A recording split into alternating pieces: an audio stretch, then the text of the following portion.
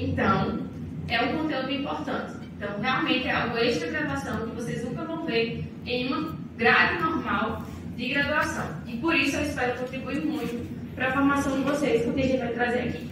O segundo termo que eu trago nessa palestra é competências socioemocionais. O que seria isso? Pelo nome, vamos destrinchar o nome, né? Competência, está se referindo à habilidade, capacidade, socioemocionais. O que isso significa? Tem a ver com social, né? E com emoções.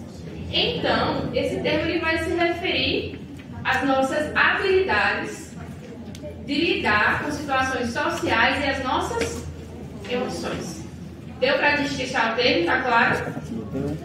E o cérebro tem vulnerabilidade social.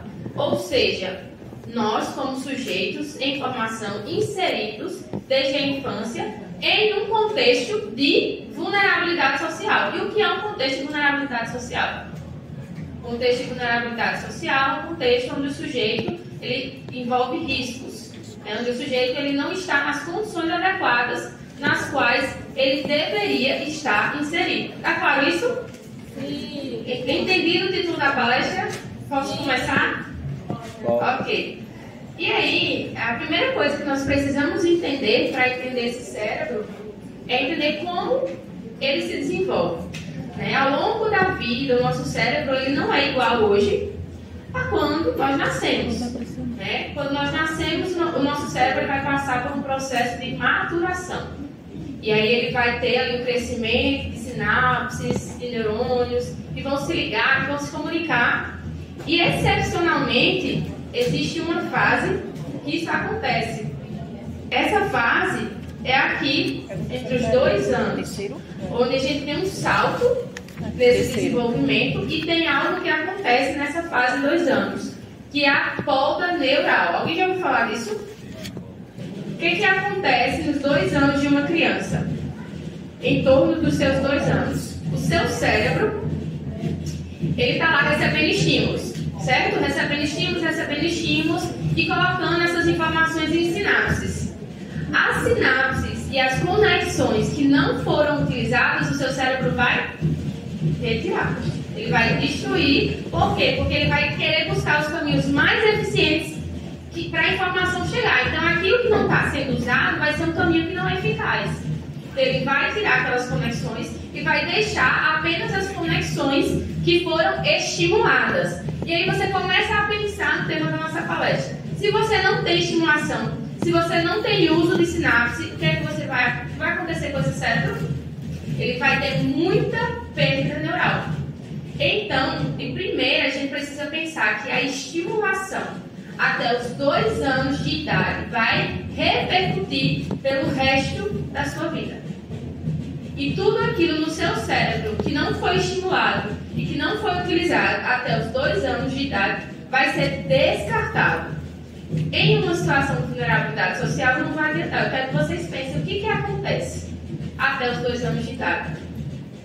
E aí, nós temos aqui também essa estrutura, que é o hipocampo. Eu falei na palestra anterior, que é uma estrutura responsável por guardar as nossas memórias, por armazenar ali as informações que nós vamos levar ao longo da vida.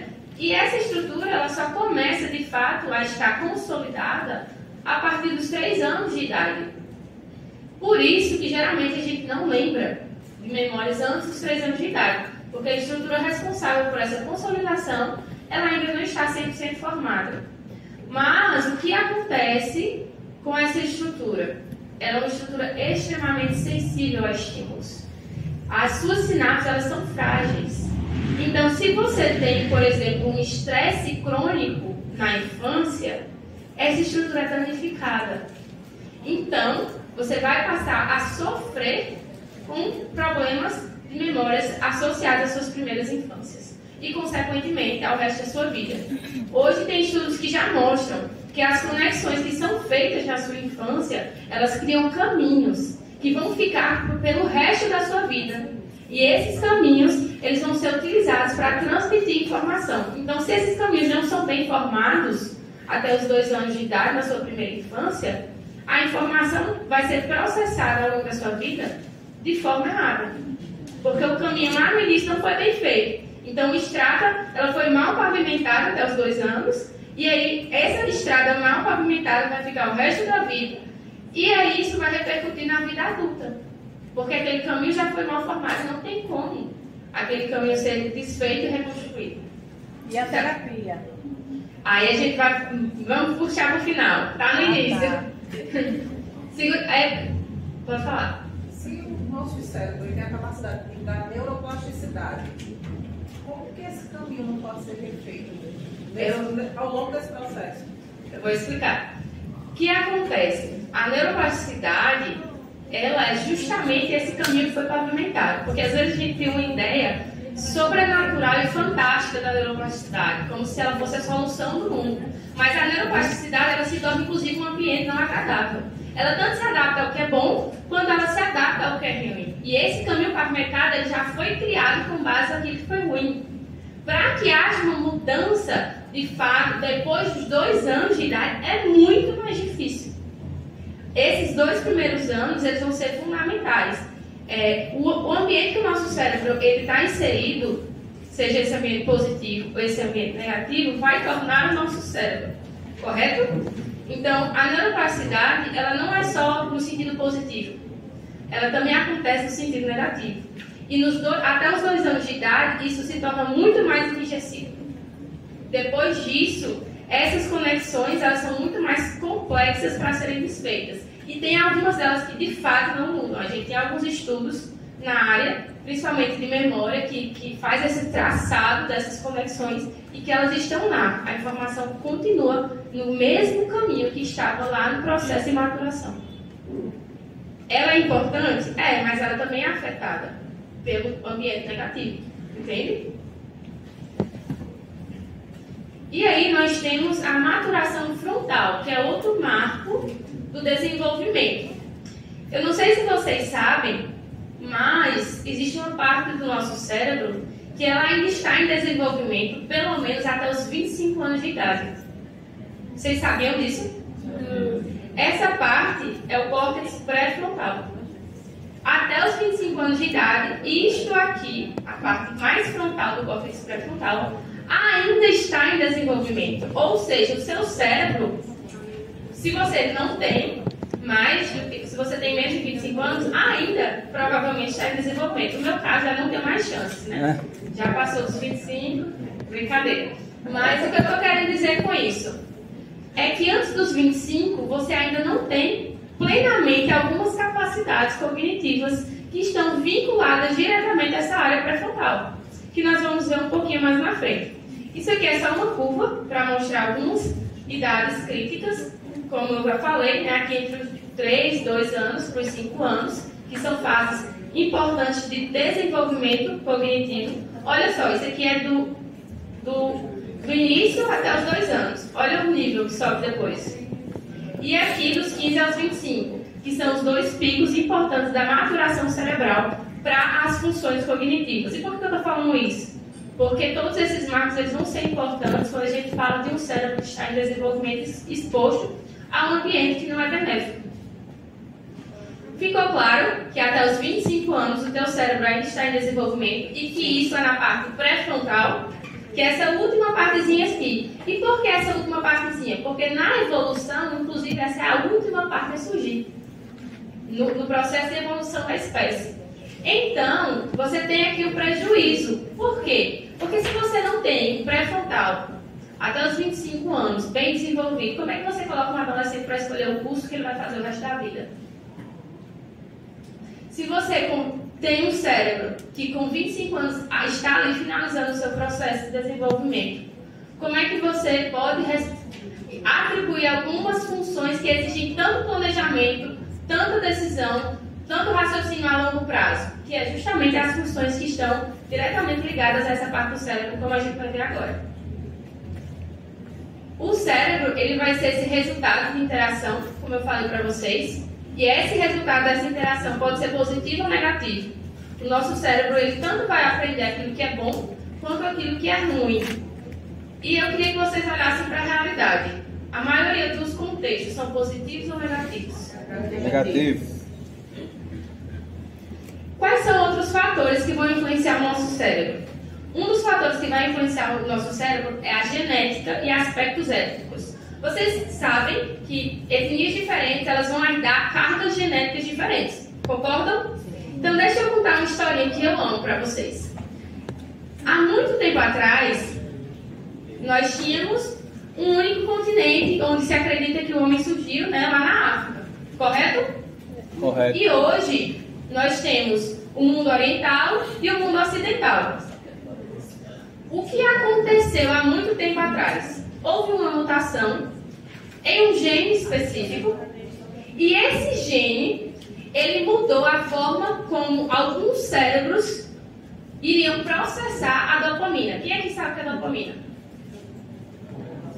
A dopamina ela é um neurotransmissor que modula a motivação, que modula a necessidade de prazer, que modula a necessidade de novidade. Segurem essas informações. Houve essa mutação e alguns seres humanos tinham mais necessidade de dopamina do que outros. Olha o que aconteceu. Os seres humanos que foram para o Oriente, eles tinham menos necessidade de dopamina. Os seres humanos que foram para o Ocidente e chegaram até a América Latina, eles tinham mais necessidade de dopamina. Com isso, eles andavam mais. Por isso que eles andaram tanto que chegaram até a América Latina. Tamanha era a necessidade de novidade deles. Chegando na América Latina, eles chegaram no Brasil. Então, provavelmente, aqui nessa sala, existem pessoas que possuem esse gene com mais necessidade de dopamina, mais necessidade de prazer, mais necessidade de novidade e com certa dificuldade de inibição. Porque nós somos frutos dessa etnia que migrou para o extremo do mapa. O ponto mais extremo do mapa é a América Latina. Aí você me diz, como é que se comportam os orientais? Eles são assim? Lá, apenas 2% da população tem esse gene. E eles não têm essa necessidade de dopamina. Como alguns Américo Latinos têm. Me diz como é a cultura do Américo Latino. É parecida com o oriental?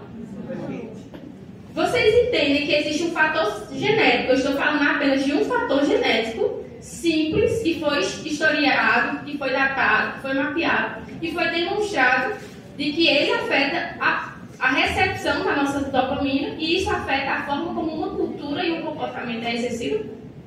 Eu posso inferir com isso de que, de fato, existem aspectos genéticos que são importantes para nós.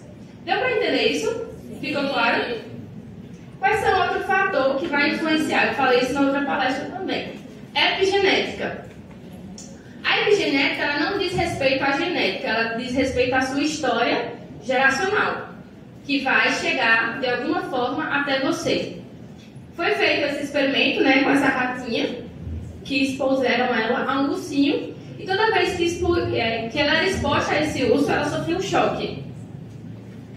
O que foi que aconteceu? Pegaram os filhotes dessa ratinha, que nunca viram urso, colocaram de frente ao urso. O que aconteceu? Os ratinhos tinham medo do urso. De alguma forma, essa memória traumática associada ao urso foi transferida para os filhos. E não só para os filhos, para 4 gerações depois dessa ratinha. Então, existe algo chamado epigenética. É uma forma que o teu corpo transmite informação de forma geracional e isso vai influenciar, de alguma forma, aspectos da sua vida. Então, a genética é importante? Sim, mas os aspectos ambientais influenciam a epigenética.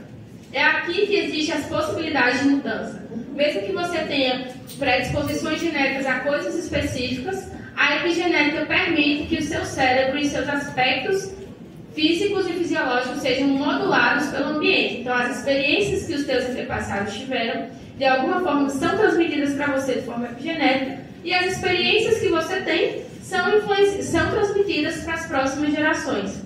E essas experiências podem ser boas e podem ser ruins. O teu gene é importante? É. Ele determina? Não. Porque existe a epigenética e as tuas experiências. Isso explicaria porque a gente tem uma ideia assim meio levada às questões religiosas e outros aspectos. Mas se escutaria o fato, por exemplo, de um bisneto, tataraneto, repetir alguns comportamentos, mesmo sem ter convivido com aquele ancestral? Isso explica alguns hábitos, alguns comportamentos e algumas fobias específicas, como eu tenho medo de aranha, porque existem alguns estudos que falam exatamente sobre Não isso. seria, né? Porque seria uma questão genética. Isso. Não seria a olhos e sem uma avaliação, de fato, o que levaria a essa fobia. Isso. Por exemplo, teve um que era com pessoas que tinham medo de chuva. E eles mostraram, tinha essa relação. Comportamento violento também? Aí é outro fator. Por exemplo, o que influencia um comportamento violento é a exposição a ambiente violento. Muitas pessoas dizem que a testosterona elevada do homem vai tornar ele mais violento. Mas estudos mostram que essa testosterona é dependente do ambiente. Quanto mais violento o ambiente for, mais aquele homem com alta testosterona tem a tendência a ser violento. Então isso aí depende do contexto de violência. Tá, vai pra cá. Aqui é só para mostrar para vocês novamente, né, que é aquela estrutura frontal do cérebro, que é a última a se desenvolver. Aqui é os outros lobos. Se vocês tiverem uma aula de anatomia chamada na saudade, né? E aí, quem é que gosta? E aí, né, nós temos aqui os outros lobos, parietal, temporal e occipital. Esse cara, ele é Finn's Gate. Alguém já ouviu falar dele? Vocês viram a anatomia? Mas alguém ouviu falar. Finn's Gate, ele era um cara tranquilo, normal, calmo. E um belo dia, em seu trabalho, uma barra de ferro atravessou sua cabeça nessa região frontal. Aquela região que eu falei que é a última a se desenvolver. Atravessou aqui, milagrosamente, ele sobreviveu. Porém, o que se via era que depois desse acidente, ele não era mais o que isso. Parece que ele mudou de personalidade. Ele tinha dificuldade de interação social com os grupos, perdeu o senso inibitório, ele falava tudo que vinha à cabeça, tinha comportamentos inadequados, quebrava as normas do ambiente, porque parece que de alguma forma essa lesão afetou aquilo que estava ligado a comportamentos sociais necessários e a sua personalidade. E isso começou a levar um clique na neuropsicologia. Opa, então parece que essa área ela tem alguma relação com aqueles comportamentos sociais adequados e com aquilo que nos torna relativamente sujeitos na nossa personalidade. E aí nós temos o bendito pré-frontal. Esse pré-frontal, ele tem como uma das suas funções planejar e adaptar o comportamento. Então ele é como se fosse aquela ideia do mundo, né? De divertidamente, que não existe. Só para a gente tornar didático. É como se ele fosse aquele cara que está controlando o carro. Para cá, vira à esquerda e vai tomando as decisões mais apropriadas. Então ele está aí ligado à personalidade, né? Aquilo que diz respeito à nossa persona.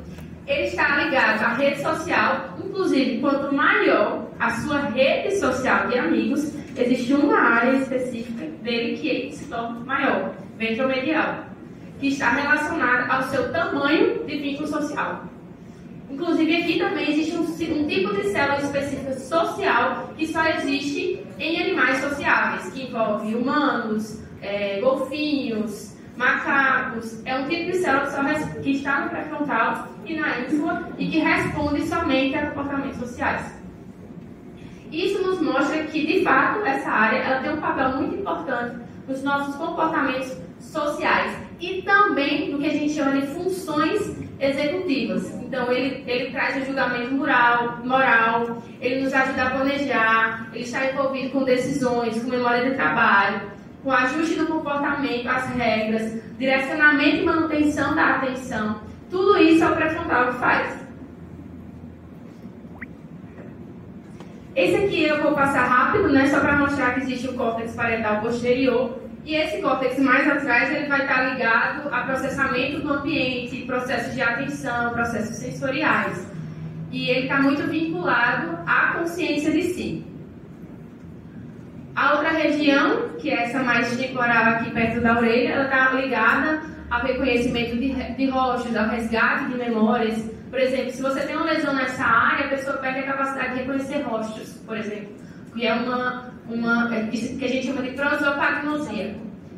Em uma área específica desse córtex, se você tem uma lesão, você perde a capacidade de reconhecer rostos.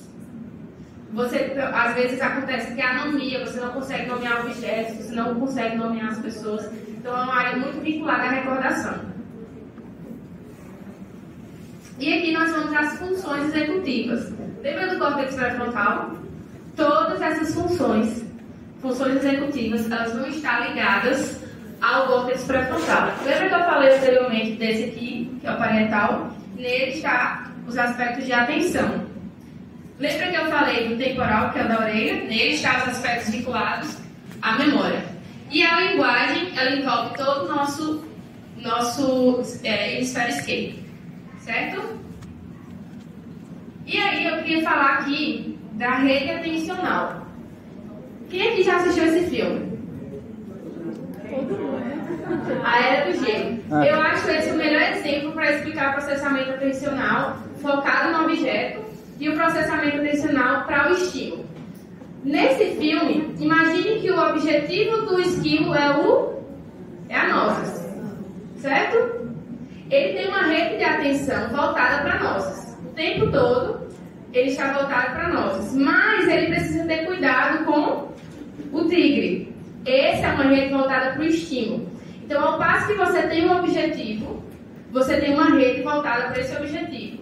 Mas você precisa ter outra rede de atenção que te dê a capacidade de perceber algum estímulo que seja inesperado. Por exemplo, um belo dia eu estava indo para a parada de ônibus, meu objetivo era o número do ônibus. Mas veio um assaltante. Automaticamente, minha outra rede atencional, ela se ligou e eu corri. Então, o tempo todo, essas duas redes de atenção, elas estão interagindo para que eu foque no objetivo, mas que eu esteja atenta a outros estímulos. A questão é que crianças em situação de vulnerabilidade social precisam o tempo todo estar ligadas no ambiente. Então, dificilmente elas vão se focar no objetivo. Imagine você numa situação de estresse crônico, onde sua casa é um risco. E todas as noites você pode ser acordado por algum perigo. Você acha que essa rede de atenção ela vai funcionar perfeitamente? Não. E é importante que as duas se liguem perfeitamente, porque elas são um equilíbrio. Enquanto eu foco no objetivo, eu vou estar prestando atenção no estímulo. Outra coisa, em autismo, nós temos um pouco de alteração nessa rede, porque eles são muito focados no objetivo. Dificilmente vão ser levados por outros estímulos. Numa situação de hiperfoco, isso também acontece. Mas em uma situação de vulnerabilidade social, você tem hiperativação dessa rede do estímulo, porque tudo pode ser perigoso. E aí o que acontece? Acontece uma generalização. Aquilo que não deveria ativar essa rede, ativa. E ela fica hiperativada e funcionando mesmo quando não deveria funcionar. Inclusive, isso é muito comum em quadros de TDAH. Pode falar. Tá, ok. E aqui, né, por isso que existem as medicações que elas vão tentar fazer o equilíbrio entre essas duas redes. E para quem? Porque você vai falando, a mente vai borbulhando, né? E para quem consegue focar em várias atividades ao mesmo tempo? Isso não é possível no sentido de que o teu desempenho não vai ser 100%. A gente diz que você pode focar, mas o que acontece? Quando você foca em duas coisas ao mesmo tempo, o teu pré-frontal, ele desliga para não sobrecarregar. Então ele diz assim, eu vou te dar 50% para cá, 50% para cá. Ou eu vou vir 100% para cá, perder 100% ali por enquanto, e depois vir 100% para cá e perder um pouco daqui. E essas são as duas formas de processamento paralelo que a gente chama. Processamento atencional. Tá claro sobre a atenção? Posso passar? Esse é o ponto mais importante da atenção, porque, novamente, pessoas que estão em situação de vulnerabilidade, principalmente crianças que estão ali. Por isso que eu te expliquei no início do caminho tortuoso, porque imagina isso no início da vida, onde a criança está aprendendo o que é um estímulo, o que é um objeto. No início da vida, se isso acontece, o dano é infinito, no sentido de processamento atencional. Aí a gente busca algumas